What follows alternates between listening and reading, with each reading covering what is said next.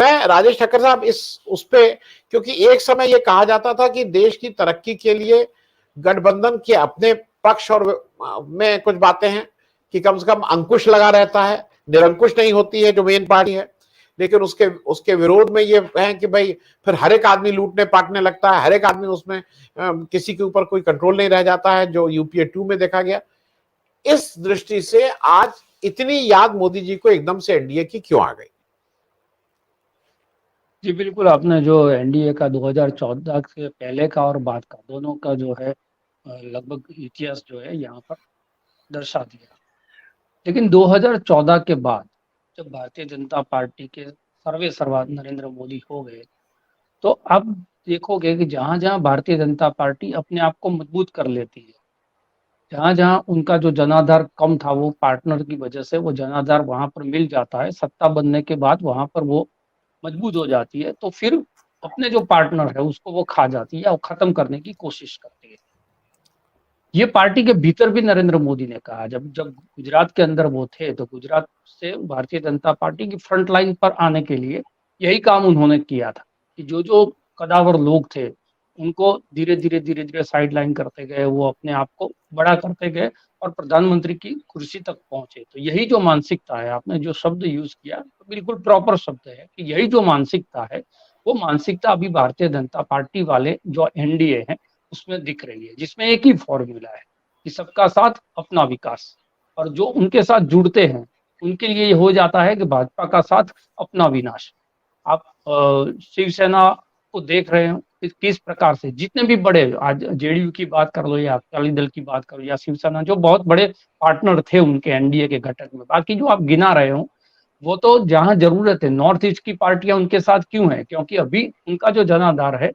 वो अभी इतना मजबूत नहीं हुआ कि अपने बलबूते पर भारतीय जनता पार्टी वहां पर राजनीति कर ले। तो प्रदेश लेवल पर उन लोगों की जरूरत है, इसलिए सेंट्रल लेवल पर अगर वो उनके काम में है या नहीं है, लिस्ट में जोड़ने के लिए अपने साथ उनको मिला देना है। दूसरी चीज ये है कि जब संयुक्त मोर्चा बनने की एक कसरत एक्सरसाइज हो रही है और एक परसेप्शन धीरे धीरे क्रिएट हो रहा है कि मोदी के विचारों से या मोदी के जो शासन है उससे जो लोग सहमत नहीं है, जिस प्रकार से सिस्टम को वो इस्तेमाल कर रहे हैं उससे सहमत नहीं है, वो सारे लोग एक हो रहे हैं। तो जो एक तरफा चुनाव दिख रहा था 2024 में कुछ राजनीतिक पंडितों को, वो अब धीरे धीरे दिखने लगा कि मुकाबला जो है वो मजबूत भी हो रहा है और भारतीय जनता पार्टी की टक्कर का भी हो रहा है। तो एक दूसरा परसेप्शन का खेल है वो अब शुरू हो गया है कि आपके पास इतने लोग हैं, हमारे पास इतने लोग। तो ये जो लिस्ट लंबे करने वाली एक बात भी है कि उनकी एक सदस्यता हो या ना हो, वो कितने जनाधार वाली पार्टियां हो, लेकिन इतने सारे लोग और देश के कोने कोने की, सारे प्रदेश की कोई छोटी बड़ी पार्टियां है वो हमारे साथ है। तो अब एनडीए जो है वो भारतीय जनता पार्टी के साथ एक बड़े छत्र के नीचे इकट्ठा हो गई है और मुकाबला करने के लिए तैयार। सबसे महत्वपूर्ण बात जो बताई गई कि 10 साल से उनका संयोजक ही नहीं। अब नरेंद्र मोदी जो है वो खुद जो है वो एनडीए के जो पक्ष है उसकी मीटिंग लेने जा रहे हैं। जॉर्ज फर्नांडिस को क्यों संयोजक बनाया गया या चंद्रबाबू नायडू को क्यों बनाया गया कि एक बड़ा पार्टनर जो है वो भारतीय जनता पार्टी थी, तो दूसरे जो दल है उनको ये न लगे कि एक ही पार्टी जो है वो पार्टी संगठन भी चला रही है, एनडीए का ऑर्गेनाइजेशन भी चला रही है और सत्ता में भी वो लोग हैं। तो एक ऐसे न्यूट्रल व्यक्ति को वहां पर रखा गया कि जो दूसरे पक्षों की जो बात है या कोई उनका जो असंतोष है वो भारतीय जनता पार्टी या बड़े पार्टनर के साथ सुलझा ले। लेकिन अब सुलझाने की बात रही नहीं है, अब उलझाने वाली राजनीति है, जहां तक हाथ पकड़ के रखना है कि अपनी मंजिल जो है वहां तक पहुंचा जाए। मंजिल पे जाने के बाद जो भी पार्टनर्स है उस पार्टनर्स की जरूरत जो है भारतीय जनता पार्टी को रहती नहीं। तो ये दो चीज है, एक उनकी मानसिकता और मानसिकता की वजह से एनडीए का जो हाल हुआ, और अब जो बेहाल एनडीए है उनको जो फिर से इकट्ठा करने की बात है, वो संयुक्त मोर्चा वाली एक राजनीति खड़ी हो रही है, उसके खिलाफ अपने आप को मजबूत दिखाने की बात है। दूसरी बात ये भी है कि हमको जो सांप्रदायिक बोला जा रहा है, हमको जिस प्रकार से हिंदू राष्ट्र बनाने की बात हो रही है, हमें यूसीसी पर जो चैलेंज किया जा रहा है, तो देखिए देश की इतनी सारी पार्टियां हमारे साथ है, यानी कि हमारे एजेंडा के साथ है, हम जो सोच रखते हैं, हमारी जो आइडियोलॉजी है उनके साथ है। तो ये एक संख्या का गणित दिखाने की कोशिश भी है। दूसरी चीज ये है कि शिवसेना उनसे बाहर हो गई। आपने जैसे बताया कि 13-14 सांसद उनके पास थे, अकाली दल उनसे बाहर हो गए, नीतीश कुमार उनसे बाहर हो गए, तो शिवसेना को तोड़ तो लिया।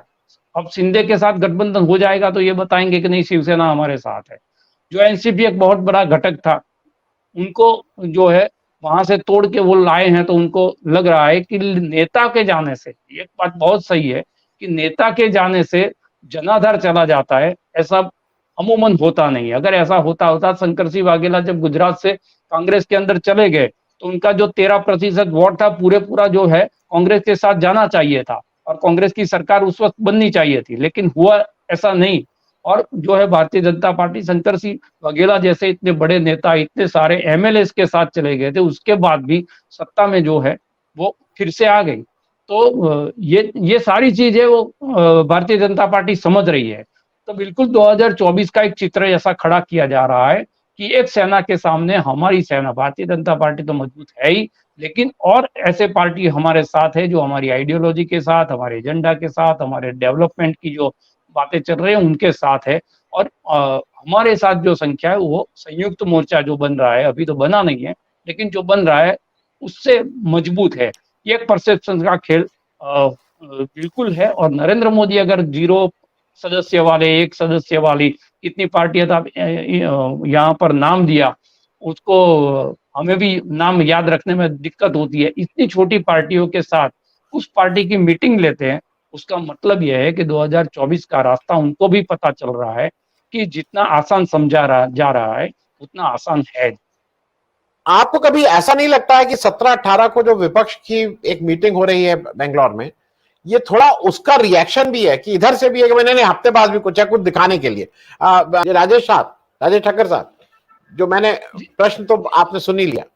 जी, मैंने प्रारंभ में ये कहा कि एक जो परसेप्शन खड़ा हो रहा है कि एक संयुक्त मोर्चा बन रहा है, टक्कर के मुकाबला होगा, तो उसके खिलाफ जो है, मोर्चे के खिलाफ एक और मोर्चाबंदी जो है वो खड़ी करने की कोशिश है। जी, मैं राजेश जी एक और प्रश्न पूछ लूं, आप चूंकि गुजरात, एक चीज बताइए, पहला मोर्चा 1974 में इस देश ने गुजरात में बना था और वो सक्सेसफुल मोर्चा था और उसने पहली बार इस देश में चुनी हुई सरकार को आम जनता का इतना प्रेशर हुआ कि इस्तीफा देना पड़ा था। इस तरह का कोई मोर्चा क्या लोकल लेवल पे भी कुछ सुगबुगाहट है वहां गुजरात में? गुजरात में अमूमन स्थिति है कि मोर्चा बनाने के लिए भी कोई एक सेनापति चाहिए। अभी गुजरात कांग्रेस की जो स्थिति है वो स्थिति ऐसी है कि उनकी सेनापति सब बिखरे हुए हैं। अभी वो जब तक अपने आप को नहीं संभालेंगे तो उनके साथ कौन खड़ा हो जाएगा, तो ये एक स्थिति है। तो हम जब गुजरात से देखते हैं तो हमको ऐसा ही लगता है कि पूरा देश जो है वो केसरी होने वाला है, लेकिन गुजरात से बाहर जाकर जब देखते हैं तो ये लग रहा है कि कहीं ना कहीं अब जो दिक्कतें हैं वो जो अमूमन सबसे बड़ी जो दिक्कत उन्होंने पैदा कर दी है कि जो एजेंसियों का बिल्कुल बेखबरी से, बिल्कुल निर्लज्जा से जो इस्तेमाल किया है और उसके भुक्तभोगी वो सारे लोग धीरे धीरे हो रहे हैं।